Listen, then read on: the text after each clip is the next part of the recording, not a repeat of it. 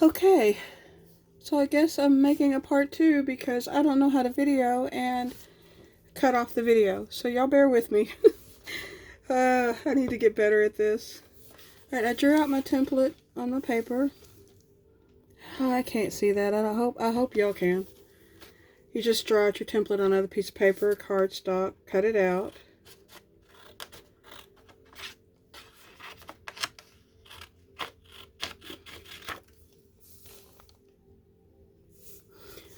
Okay, so once you have it all cut out, that's when you're going to do your fold. Your longer side goes folded first. Get it as straight as you can. And then your shorter side comes in. Okay, I have a little bit of an overhang here. That's not going to matter. I'll just use that side as the bottom. I'm going to fold that up. And I'm going to fold this down. And the next step is to take, and if you have decorative scissors, let me just grab a pair. Let's see. Oh, let me find one that I like. Okay, so I have these little wavy ones here. You're just going to go on both of these right along the edge. You want to stay as close to the edge as possible while still getting that design in there. And it can be a little tricky.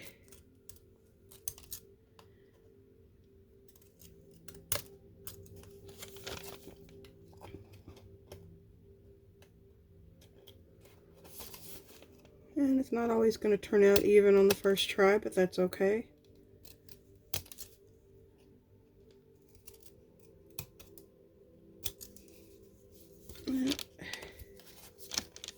And there is that bottom edge. Alright, you're going to do the top the same way.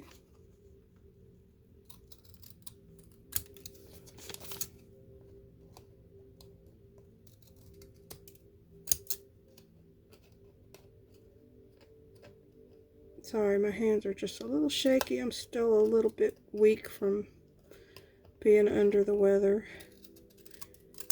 Been on antibiotics, amoxicillin to be exact, for a few days. I actually completely lost my voice at one point, and it turned out to be a double ear infection. Yay! Alright, so that's what you have. And then the fun part begins. Okay, before you glue it, this is where your distress ink comes in. I have used black soot on some of these lighter colors, but I've also used like the walnut stain and ground espresso. So for this one, I'm gonna go with the black soot, just for grins and giggles. Alright, I like to just start on the edges, and y'all know how to distress stuff. I mean, y'all don't really need this part except to show you that, you know,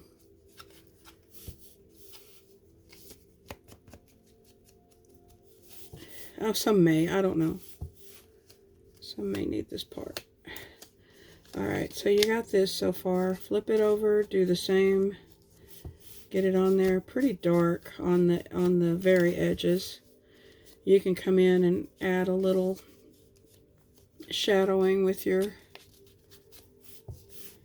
ink. If you don't have distress ink, eyeshadow, especially high pigmented eyeshadow, works beautifully as kind of a way to add dimension. Even base foundation, if it's dark, when it dries, looks pretty good. Alright, so now you're going to do the flaps. The flaps. The flaps. Why does that word sound, I don't know, like it's talking about hygiene? Sorry, I'm a bit of a nut. That's why my sister-in-law and I call ourselves the Squirrel Girls, because we're both kind of nuts. Okay, so that's kind of essentially what you're going to have. Now, on the bottom part, there is no need to do the back side or the fold, but on the top part, I like to do that. It just gives it a more finished look to me. Okay, I'm going to fold that over and go along the top. And I like to add in a little bit of color under the flaps there, the folds, just to give it a little more dimension. Okay, there you have that. That's what we got so far. Now comes this part. So for the long side, you're not going to do this long edge here. You're just going to do these short edges, because the long edge is going to be covered up. Okay, now you are done with that. On this side though, you're going to do this long edge.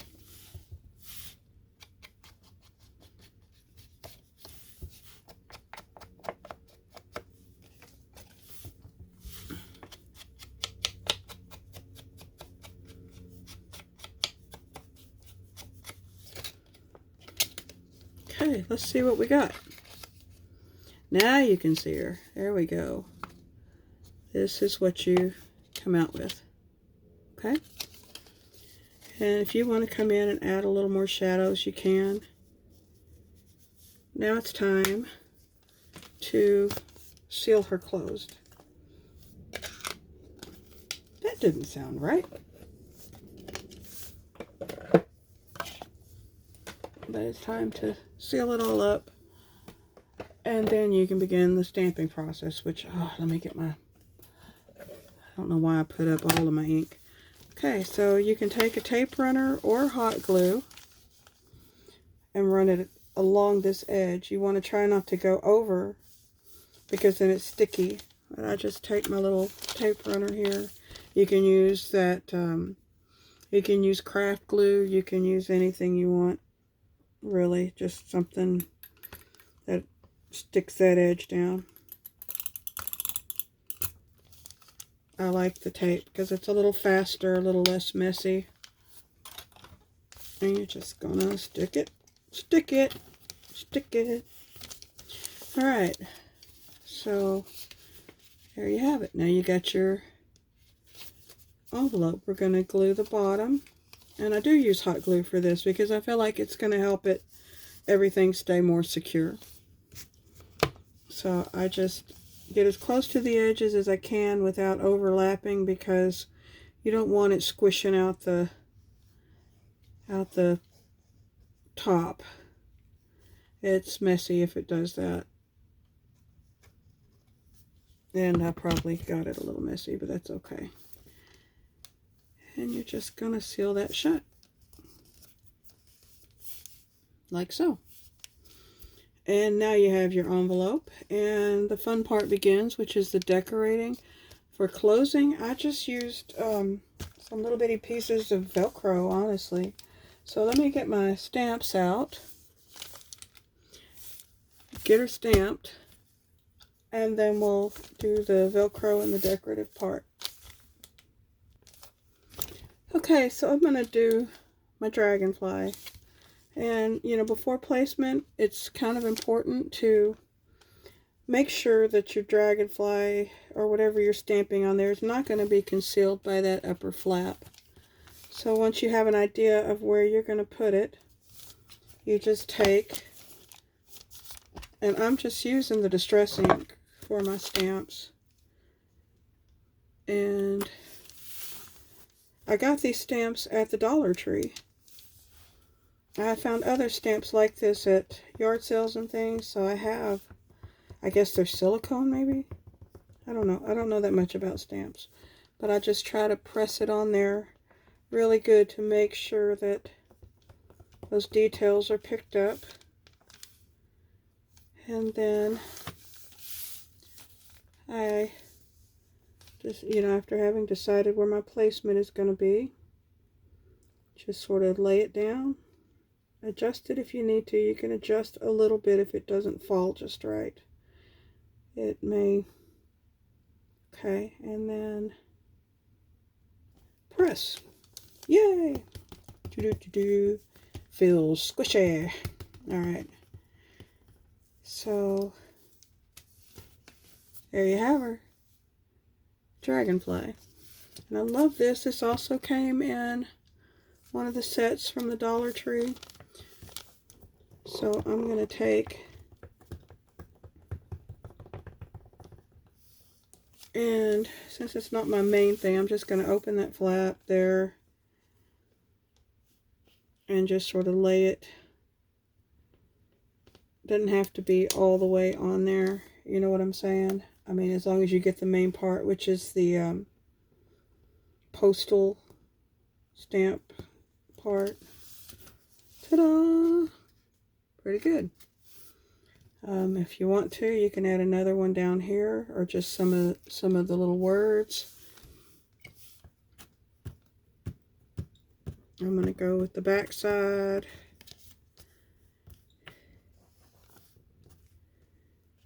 And do the entire stamp.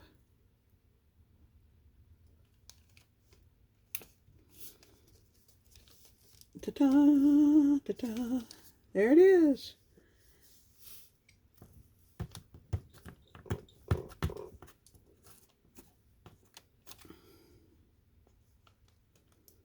I'm only going to do it partly on there because I want to leave room for my dragonfly. And that's how that turned out. A little blurry, but still cute. I ain't sweating it. Alright. And now you have Mr. Dragonfly. Put him right about here. He's a little off-centered, but okie dokie. There you go. You can come in with your distress ink and add a little more to the corners. I think I'm going to add a little bit more of the wording maybe. Or maybe something else. Let's put a flower. Why not? Or a piece of little plant or something. Something that'll stand out.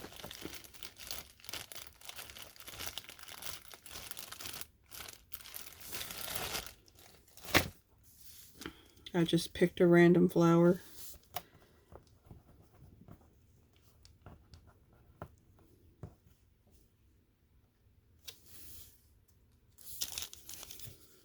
going to put it right here in the corner, just to sort of fill out the look. Ta-da! You can do another one in this. You can make it a little busy. This one's a little busy, but I'm still not at 100%, so it is what it is.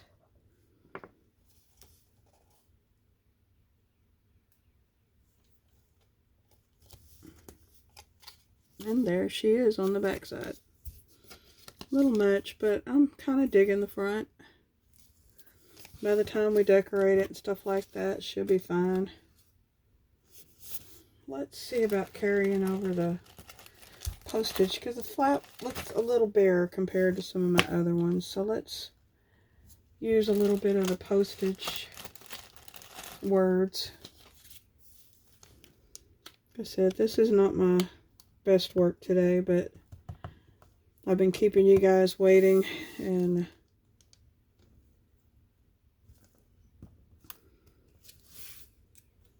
there we go. I like it. And just wanted to get you guys, you know, up on the process of the whole thing so that you can begin creating and making your own. And, you know, it doesn't have to be stamps. It can be little stickers. This one is especially cute. Let's see, I have some pre-done little envelopes already that I made before I got real puny with this stuff. So you can take literally, after you've done all that, you know, I would go ahead even with a sticker and distress the edges, because I like the look of it. But if you don't, no big deal. But you just, let me just cut this out. I don't want to put the sticker on it yet, but just to give you an idea of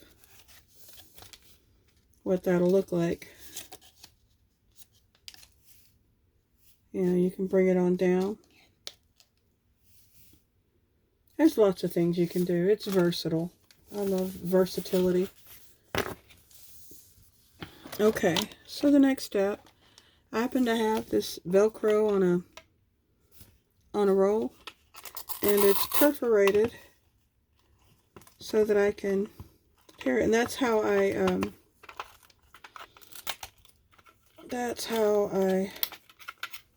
have them closed. You're going to want to make it small. So what I did was I cut the Velcro.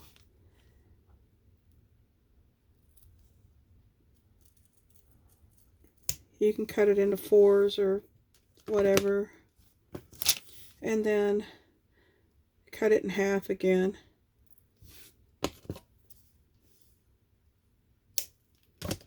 And then stick them together.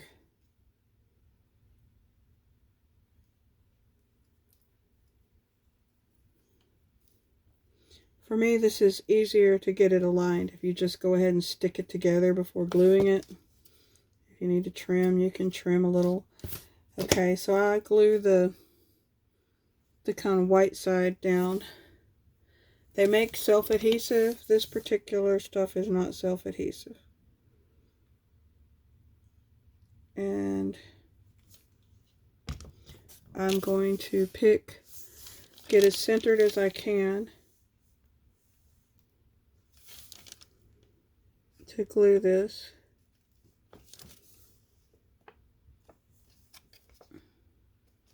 Okay. And then once that dries a little, just take any excess off with your thumbnail there. And once that dries a little, you're going to add glue to this part.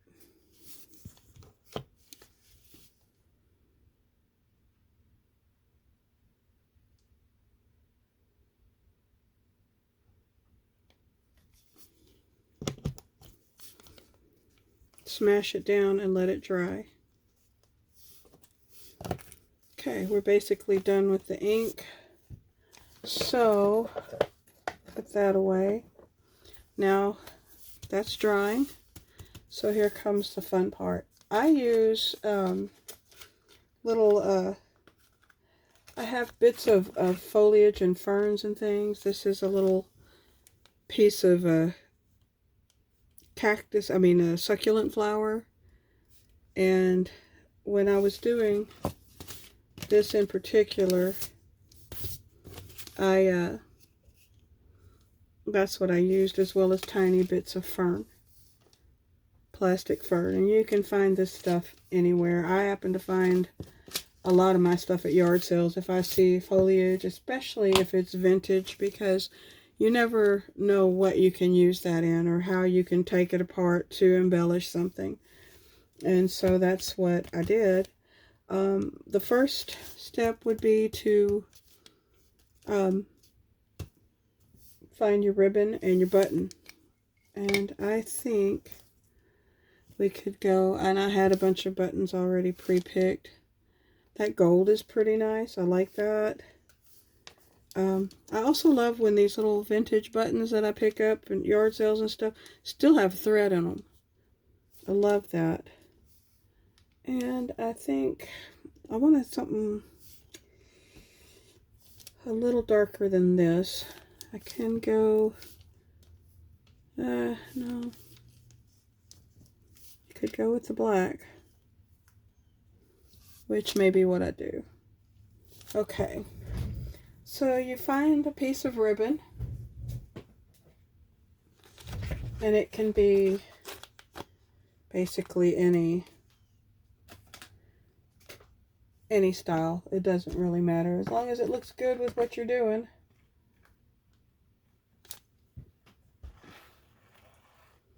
This is a little thicker than what I used before, but no matter. Just going to take, and you know, if it's too thick, you can always split it in half. Is it going to look a little frayed? Yes, but that's, you know, we're doing junk journals, right? So if it looks a little frayed, so what? To me, it adds to it. And that's just my honest opinion. It adds something to it if it's a little frazzled. Just make you a little bow.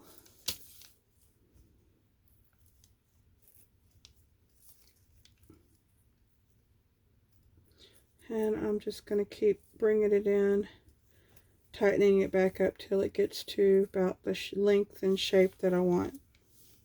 There we go. And that's what you're going to glue down first. Alright, let me trim the...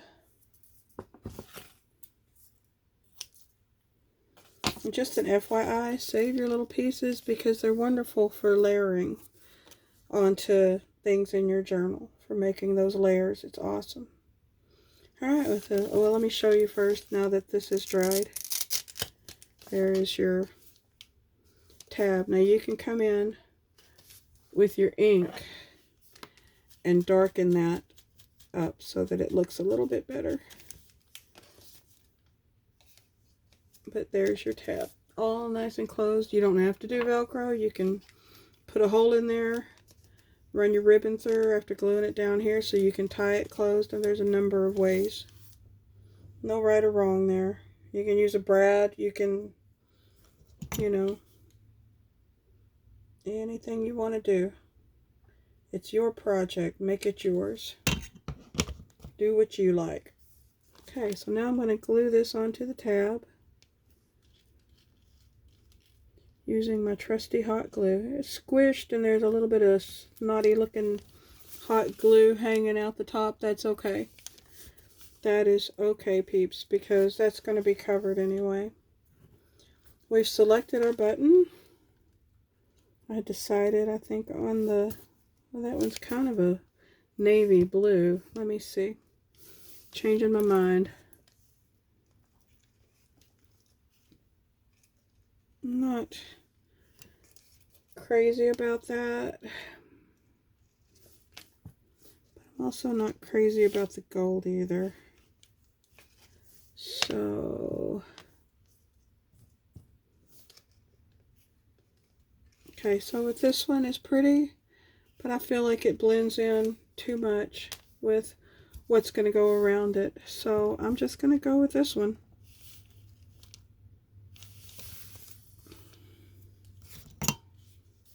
Glue it on, being careful not to overdo it, because when you start to put on your little ferns and things,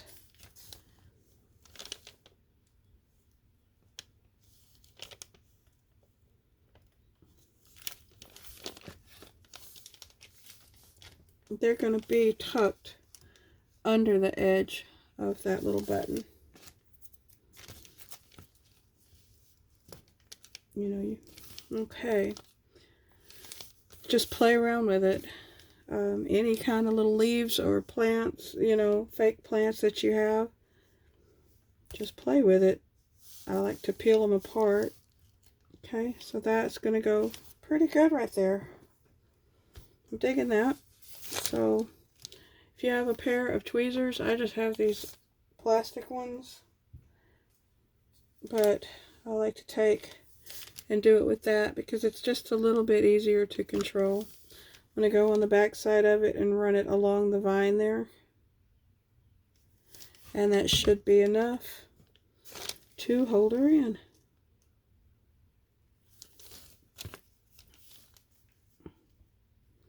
Another piece a little longer. I'm going to kind of tuck it coming out at an angle. Okay, let's get that one in.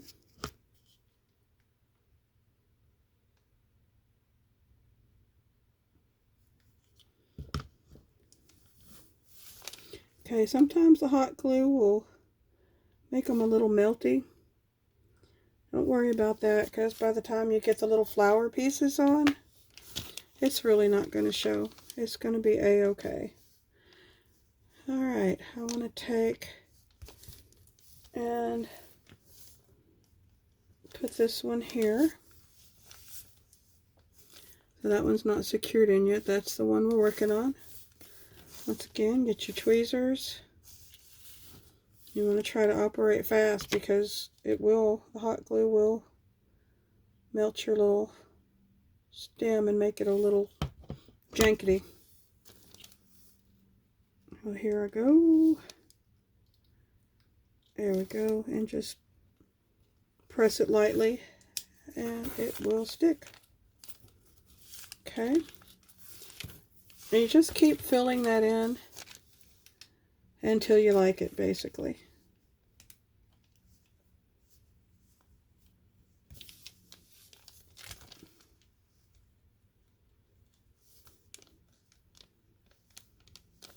I'm digging that. It's groovy.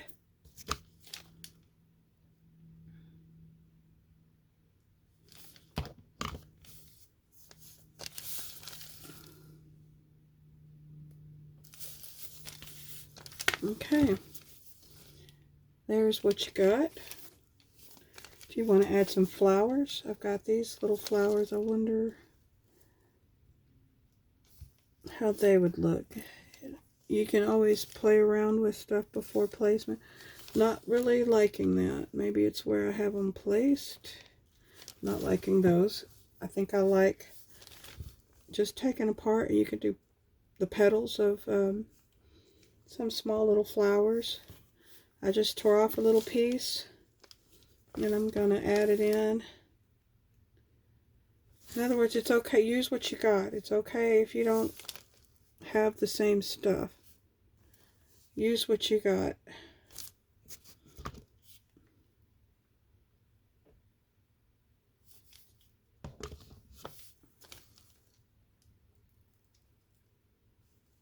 Anything that's even similar.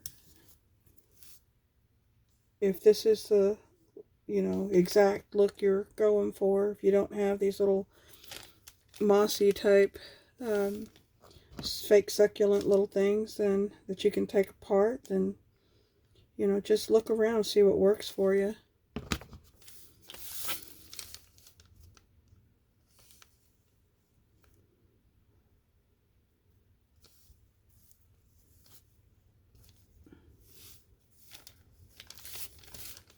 And then you can take and your tweezers, and there you have her. She is all done. And for anybody wondering on the original template, the dimensions, I'm going to go ahead and show you. So you're looking at the top flaps being at their highest part. I don't know if you can see that, but around 1.5 inches. Maybe more like 1 1/4, but going up to 1.5 is not going to hurt anything, especially if you're going to trim with decorative scissors. And then at the lowest point, where the curve begins, is about 1/2 inch. And the inner flap, you're looking at 1.5 inches. And I would go, this is showing that they're both 1.5 inches. I think I made, yeah, they still fold over pretty good. But I would definitely make one side like 1.5 inches and the other side 2. Because you can always trim them down if you need to. But you can't add more to. So I guess that concludes my tutorial. I did these larger ones. They're not stamped yet, but I used a Ritz cracker box for that. I still have to put the Velcro in these. I wanted to see if I could do a bigger one, and so I did. The Ritz cracker box already had the folds in it that I needed. I just had to cut out the shape of the side flaps. That's all that I had to do, and then trim it and everything how I wanted it. So literally, you can do anything. You can do anything you want to with it. I hope this hasn't been too confusing. I thank everyone for your interest in these little envelopes. I've really enjoyed coming up with them and making them and sharing them. Thank you so much for watching. I have a couple of other little things. I got these little mini shaker tags that are fun. And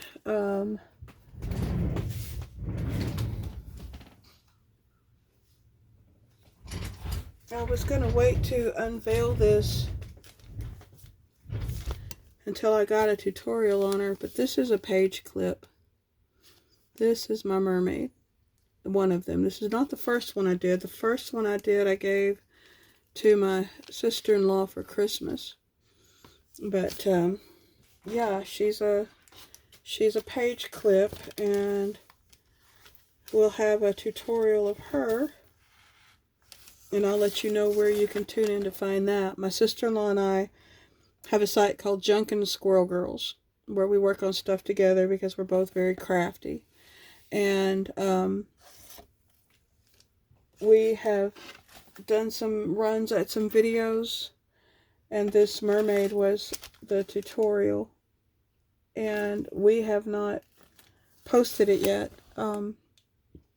But hopefully that will be soon. If not, I'll do another tutorial and put it on my own and just make a post for anybody who's interested. So yeah, that's it. You guys have a wonderful day. Thank you again for tuning in with this hot mess that I am. And until next time, bye.